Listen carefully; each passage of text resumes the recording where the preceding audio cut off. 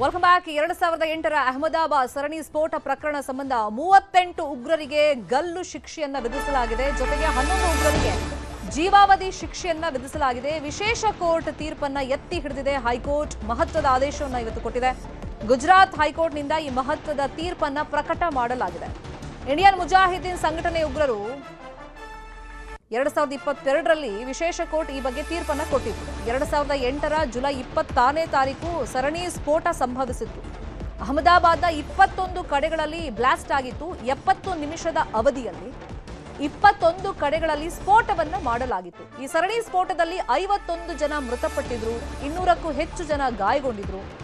ಸ್ಫೋಟದಲ್ಲಿ ಗಾಯಗೊಂಡವರನ್ನ ಚಿಕಿತ್ಸೆ ನೀಡಲಾಗ್ತಾ ಇತ್ತಲ್ಲ, ಆ ಆಸ್ಪತ್ರೆಗಳನ್ನು ಕೂಡ ಉಗ್ರರು ಟಾರ್ಗೆಟ್ ಮಾಡಿದ್ರು. 2022ರ ಫೆಬ್ರವರಿಯಲ್ಲಿ ವಿಶೇಷ ಕೋರ್ಟ್ ತೀರ್ಪನ್ನು ಕೊಟ್ಟಿತ್ತು. ಅಪರಾಧಿಗಳು ಅಂತ ಹೇಳಿ ಇದರಲ್ಲಿ ಯಾರೆಲ್ಲ ಪಾಲ್ಗೊಂಡಿದ್ದಾರೆ ಅವರು. ಗುಜರಾತ್ ಹೈಕೋರ್ಟ್ನಲ್ಲಿ ಈ ಬಗ್ಗೆ ಮೇಲ್ಮನವಿಯನ್ನ ಹಾಕಲಾಗಿತ್ತು, ಪ್ರಶ್ನೆಯನ್ನ ಮಾಡಲಾಗಿತ್ತು. ಇದೀಗ ಹೈಕೋರ್ಟ್ ಕೂಡ ವಿಶೇಷ ಕೋರ್ಟ್ ಕೊಟ್ಟಂತ ತೀರ್ಪನ್ನೇ ಎತ್ತಿ ಹಿಡಿದಿದೆ. 38 ಉಗ್ರರಿಗೆ ಗಲ್ಲು ಶಿಕ್ಷೆ, 11 ಉಗ್ರರಿಗೆ ಜೀವಾವಧಿ ಶಿಕ್ಷೆಯನ್ನ ವಿಧಿಸಲಾಗಿದೆ.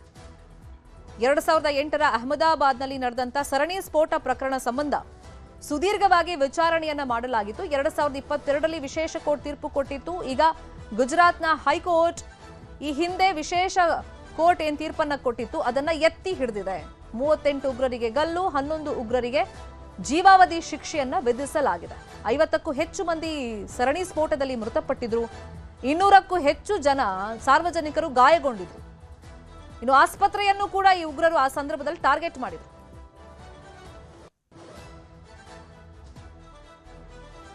ಅಯೋಧ್ಯೆಯಲ್ಲಿ ದೇಣಿಗೆ ಕಳ್ಳತನ ವಿವಾದದ ಬೆನ್ನಲ್ಲೇ ದೇಣಿಗೆಯ ವರದಿಯನ್ನ ಬಿಡುಗಡೆ ಮಾಡಲಾಗಿದೆ.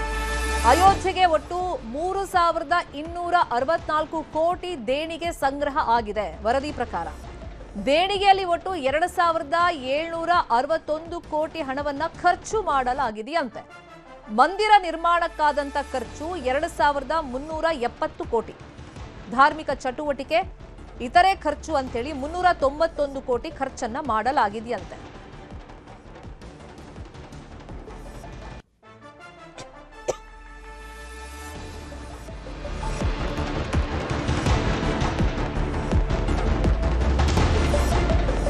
ಕೆಜಿ ಚಿನ್ನ, 1,518 ಕೆಜಿ ಬೆಳ್ಳಿ ಸಂಗ್ರಹ ಆಗಿತ್ತಂತೆ. 2,926 ವಿವಿಧ ಆಭರಣಗಳು ರಾಮನಿಗೆ ಅಂತ ಹೇಳಿ ಅರ್ಪಣೆಯಾಗಿತ್ತು. ಅಂದ್ರೆ ಭಕ್ತರು ಕೊಟ್ಟಂತ ಚಿನ್ನ, ಬೆಳ್ಳಿ, ವಜ್ರ ಸುರಕ್ಷಿತವಾಗಿದೆ ಅಂತೇಳಿ ಮಾಹಿತಿಯನ್ನ ಕೊಟ್ಟಿದ್ದಾರೆ. ಎಲ್ಲಾ ಭಕ್ತರು ದೇಣಿಗೆ ವರದಿಯನ್ನ ಪರಿಶೀಲನೆ ಮಾಡಬಹುದು. ಎಲ್ಲಾ ಆಭರಣಗಳು ಸುರಕ್ಷಿತವಾಗಿವೆ ಅಂತೇಳಿ ಟ್ರಸ್ಟ್ನ ಖಜಾಂಚಿ ಗೋವಿಂದ ದೇವಗಿರಿ ಸ್ವಾಮಿ ಅವರು ಮಾಹಿತಿಯನ್ನ ಕೊಟ್ಟಿದ್ದಾರೆ.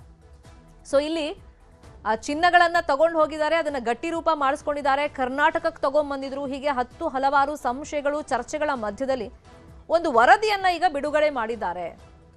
ಒಟ್ಟು 30 ಕೆಜಿ ಚಿನ್ನ, 1,518 ಕೆಜಿ ಬೆಳ್ಳಿ ಸಂಗ್ರಹ ಆಗಿತ್ತು. ಕಲೆಕ್ಟ್ ಆದಂತ ದುಡ್ಡಿರ್ಬೋದು, ಮತ್ತೆ ದೇವಸ್ಥಾನ ನಿರ್ಮಾಣಕ್ಕೆ ಆದಂತ ವೆಚ್ಚ ಇರ್ಬೋದು, ಆ ಎಲ್ಲ ಮಾಹಿತಿಯನ್ನ ಈ ವರದಿಯಲ್ಲಿ ಕೊಟ್ಟಿದ್ದಾರೆ. ಒಟ್ಟು 3,264 ಕೋಟಿ ದೇಣಿಗೆ ಹಣ ಬಂದಿತ್ತು. ಮಂದಿರ ನಿರ್ಮಾಣಕ್ಕೆ 2,370 ಕೋಟಿ ಹಣ ಖರ್ಚಾಗಿದೆ ಅಂತೇಳಿ ವರದಿಯನ್ನ ರಿಲೀಸ್ ಮಾಡಿದ್ದಾರೆ.